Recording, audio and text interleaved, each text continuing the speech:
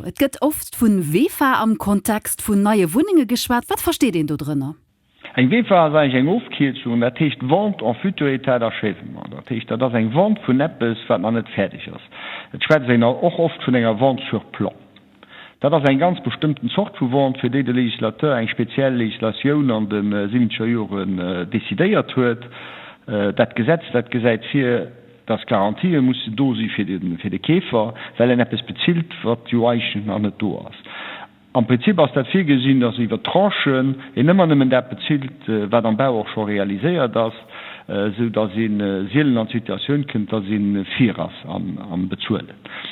De kriet also eng Wuning fertigstalt zu dem Preis, den er erschriven huet, eventuell mat enger Indexklausel oder sogur ohne Indexklausel zu eng Festpreis. Wéi muss ich mal als Klient dann lo den Oflaf firstellen?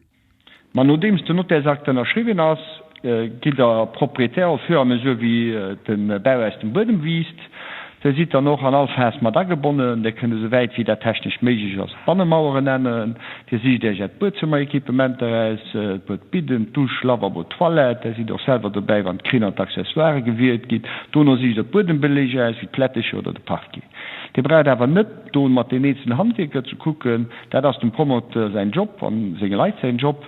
Der braucht aber nicht, nur den nächsten Handwerker zu gucken, der das dem Promoteur an seine Leute ihren Job, sich darum zu kümmern, für das Dono auch Hanno, der das rauskönnt, was die eigentlich gestaltet. Zum Schluss geht er vom Promoteur durch die Wohnung, an der guckt, von irgend etwas nicht an der Reihe, von der Rasansflug aus, von irgend etwas knastig aus.